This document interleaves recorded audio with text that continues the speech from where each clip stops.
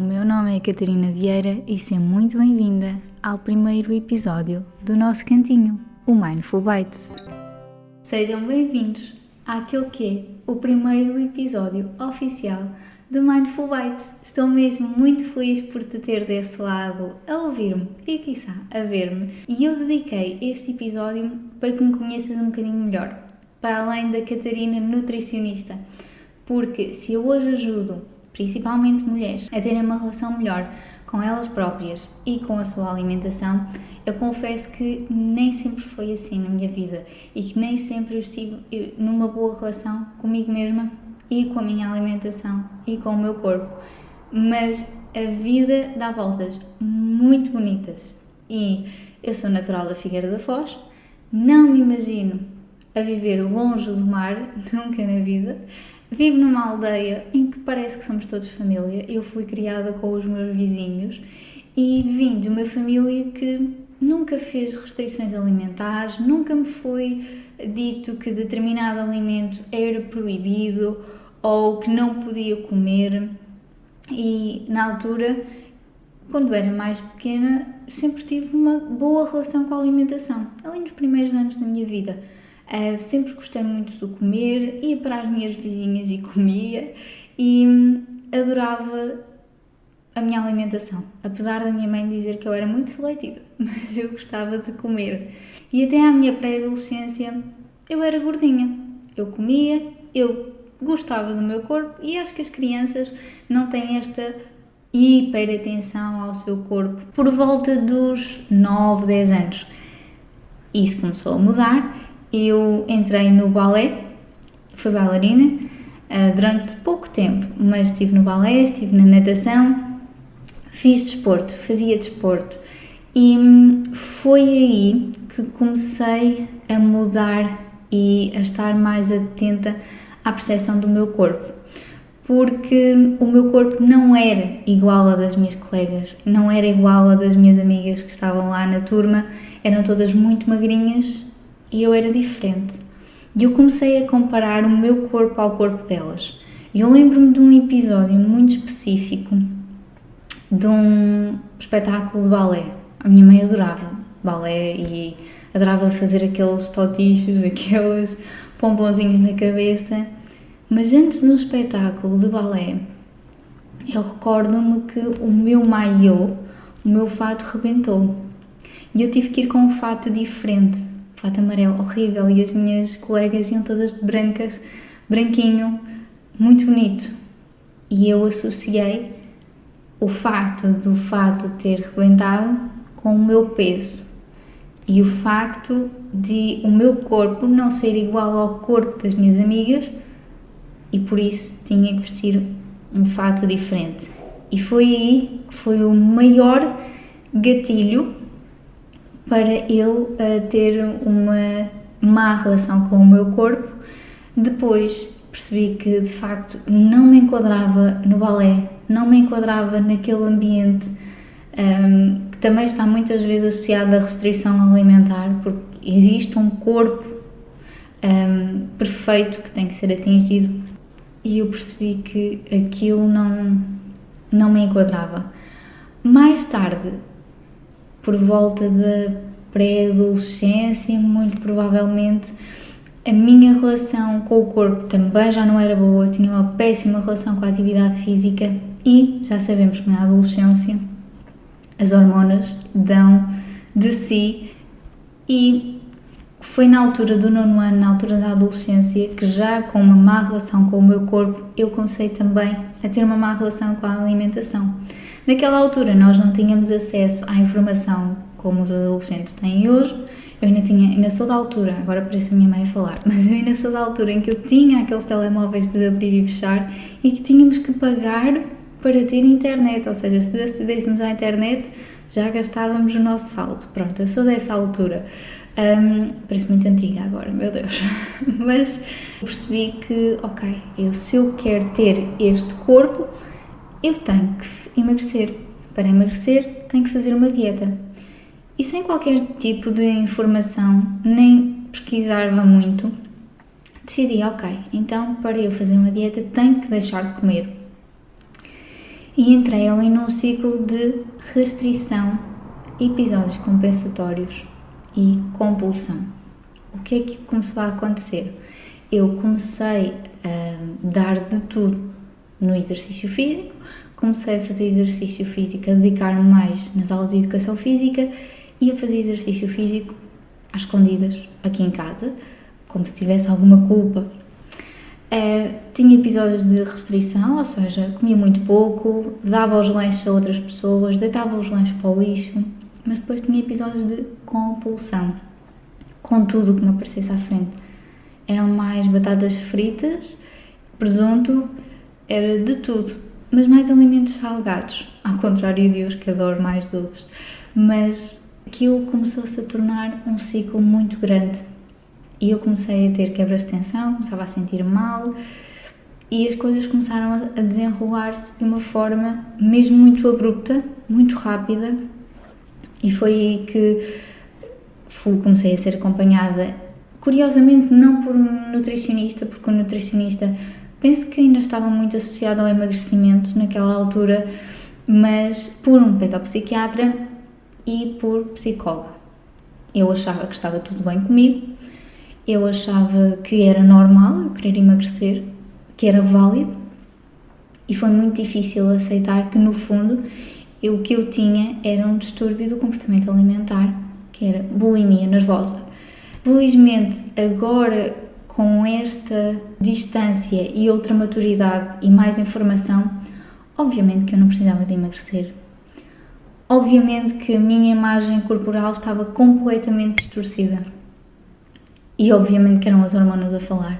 Nunca mais tive uma recaída e tive um secundário muito tranquilo, fiz amigos para a vida e na altura de escolher o rumo profissional aos 18 anos, eu acho que é muito cedo escolhermos aos 18 anos, mas na altura eu não sabia o que queria e só sabia que queria ir para a Universidade de Coimbra. Não pelos melhores motivos, porque aquilo que eu verdadeiramente queria era viver a vida académica. E eu nunca fui focada, nunca tive foco e nunca gostei muito de estudar. Agora com esta maturidade a dizer isto. Fui para a Universidade de Coimbra para gestão de empresas. Não tem nada a ver, eu sei, mas pode ter ficado muito pouco. Ficaram as pessoas para a minha vida. Depois acabei por ir para o Porto. Eu que disse que nunca iria para o Porto, mas a vida ensinou-me que eu não posso dizer que não, porque vou mesmo e as coisas acontecem. Já tive várias vezes esta prova na minha vida. Amei estar no Porto, foram os melhores 5 anos da minha vida, fiz pessoas para a vida e foi aí que eu percebi aquilo que realmente queria para a minha vida, que era nutrição. E foi aí que eu aprendi a estudar, foi aí que eu formei grupos de estudo incríveis, eu adorava estudar, era focada, tinha objetivos, adorei as cadeiras, a minha cadeira favorita foi patologia, dietoterapia, também gostei muito de psicologia, gostei muito de farmacologia, exato, farmacologia, mas bioquímicas e químicas. Pronto, eu sei que é necessário, mas não é propriamente a minha praia e não era aquilo que eu mais gostava na universidade. E ficou uma professora, a professora Ana Sofia, que foi a minha mentora e orientadora, e depois da universidade, acabei em 2020, ano crítico, toda a gente se lembra, e surgiu aquela dúvida, e agora? O que fazer? Eu que sempre disse que queria trabalhar com idosos, e que nunca na minha vida iria trabalhar com crianças e adolescentes porque não me identificava, adivinhem lá. Fui trabalhar com jovens adolescentes, rapazes, num lar de acolhimento de jovens em risco social.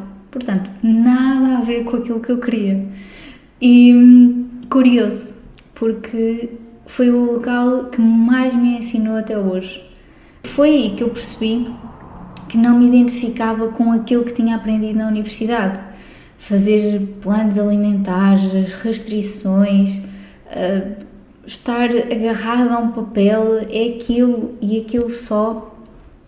E percebi ali que a alimentação é muito mais do que isso. E a minha primeira dúvida foi: como é que eu vou pôr estas crianças a gostarem do nutricionista? A olharem para a alimentação de outra forma. Foi aí que percebi que aquilo que estes jovens precisavam mais era de amor e que a alimentação era uma das formas de transmitir amor e carinho. E fizemos de tudo. Eles passaram a olhar para a alimentação de uma outra forma. E houve um episódio muito marcante para mim, que eu estava a fazer um croissant a um menino. Enquanto eu estava a fazer, ele estava a olhar para mim muito fixamente. Eu estava a achar aquilo muito estranho. Ele, no final, deu fazer o croissant e recheei o croissant com queijo e fiambre. Coisa mais normal de sempre. Ele estava-me a admirar, eu a fazer o croissant, e ele, no fim, disse-me assim: ai, quem me dera que fosse minha mãe. Pode adotar-me? E eu fiquei sem palavras. Eu juro-vos que não sabia o que dizer naquele momento. Eu não sei se ele disse aquilo por brincadeira, eu não sei se ele disse aquilo por dizer, sem consciência do que estava a dizer, mas aquilo ficou. Como é que uma nutricionista, apenas com a alimentação, consegue colocar uma criança a dizer isto?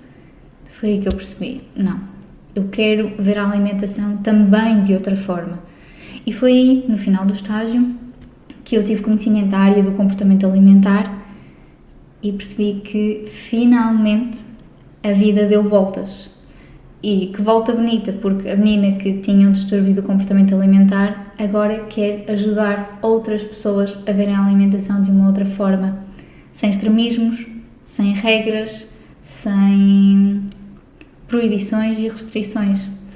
E foi esse o ponto-chave da minha virada profissional. Depois, no final do estágio, na entrada do mercado de trabalho, disseram-me: Catarina, mas tens que criar redes sociais, tens que estar nas redes sociais. O que é que a Catarina disse? Nem pensar. Eu nunca fui de redes sociais, eu detesto redes sociais, eu nunca fui de estar em frente a uma câmara. Olhem, nós aqui, eu em frente à câmara, a falar. Mas eu nunca fui de estar em frente a uma câmara. De todo que eu quero redes sociais, eu posso trabalhar de outra forma. Eu, em termos de trabalho, estava a passar uma fase mais complicada e decidi: vou estar nas redes sociais. A primeira experiência não foi muito boa, porque eu estava a ouvir toda a gente e estava a fazer tudo ao mesmo tempo, sem saber o que fazer. Fiz uma pausa. Não foi desistir, foi reorganizar-me, reajustar-me e ouvir e fazer aquilo que realmente sentia. E voltei às redes sociais e a Catarina, adolescente e numa fase jovem adulta, não reconhece esta Catarina que está aqui a falar convosco, porque eu era a pessoa que sempre fugia das câmaras, sempre fugia das fotografias e nunca me sentia à vontade. E continua a ser, se bem que agora já estou muito mais à vontade, a maior prova do meu trabalho que eu tento superar todos os dias. Continuei nas redes sociais, temos lá uma comunidade muito bonita, portanto, se não me segues, não sei do que é que estás à espera, nutricionista.catarina.vieira. E mais tarde, no ano passado, em 2023, em conversa com uma das minhas amigas mais íntimas, porque eu estava a dizer que não estava a conseguir fazer aquilo que queria, não sabia bem o que fazer mais, não estava a conseguir atingir o patamar que queria, e ela diz-me: queria um podcast. O que é que eu disse? Nunca na vida. Aqui estamos nós. E eu disse: não, nem pensar, eu nunca vou criar um podcast. Ela: Catarina, tu adoras comunicar, tu adoras falar, eu consigo ouvir-te horas. As nossas chamadas duram horas. Grava um podcast como se estivesse a fazer uma chamada comigo. E ela disse isso várias vezes. Até que, ok, não vale a pena dizer que não, porque a vida já me mostrou que eu tenho que ceder, porque vai correr bem. E aqui estamos nós, no Mindful Bites. Este é um projeto que é o meu maior projeto profissional. e que quero trazer até ti esta Catarina também mais pessoal, mais desconstruída, a falar do que eu gosto, para além de comunicar alimentação e nutrição e comportamento alimentar. Também gosto muito de comer, vejo a alimentação como um dos maiores prazeres da vida e é um dos meus maiores prazeres na vida. Adoro comer, adoro gastronomia brasileira. Ai meu Deus, quem me dá coxinha de frango, brigadeiro, pão de queijo, farofa, arroz de feijão preto, açaí, mas sem leite condensado, banana, banana não, manga grelhada no espeto e colocada no pauzinho. Infelizmente, há de faltar muito pouco, mas infelizmente ainda não fui ao Brasil, mas quero muito ir porque eu amo a gastronomia brasileira. Também gosto muito da gastronomia portuguesa, obviamente. Gosto de francesinha, QB, gosto de ovos moles de Aveiro. O meu prato favorito é bacalhau à Brás, adoro bacalhau à Brás. Bitoque, um bom bitoque, mas não é aquele bitoque chique, é bitoque mesmo da tasca, sabem?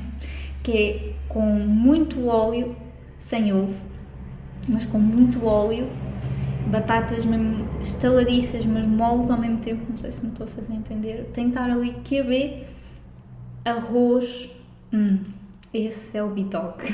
Portanto, adoro gastronomia portuguesa, mas para além de comer, obviamente, também adoro fazer outras coisas. Adoro ler e tenho gostado cada vez mais de ler sobre outras temáticas sem ser nutrição e alimentação. Gosto muito de ler romances, obviamente.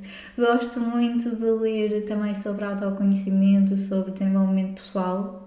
Eu que não gostava nada desses temas, cada vez mais tenho estado mais atenta e tenho gostado mais dessas temáticas e de ler, e tenho uma muito melhor relação com o exercício físico que tinha há uns anos. Portanto, adoro fazer exercício físico, faço exercício físico todas as semanas, muito regularmente, mas aquilo que mais gosto de fazer e que me dá um brilhozinho nos olhos, fazer stand-up paddle. Sabem aquela prancha gigante na água, no rio, em que nós remamos?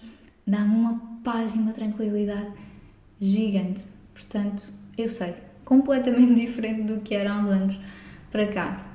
Mas é isso. Estou apresentado. Façam parte também desta comunidade. Este é o primeiro passo daquele que eu espero que seja um grande projeto, que é o Mindful Bites, e este é só o início. Até ao próximo episódio. Aguardem e não se esqueçam de comer com prazer.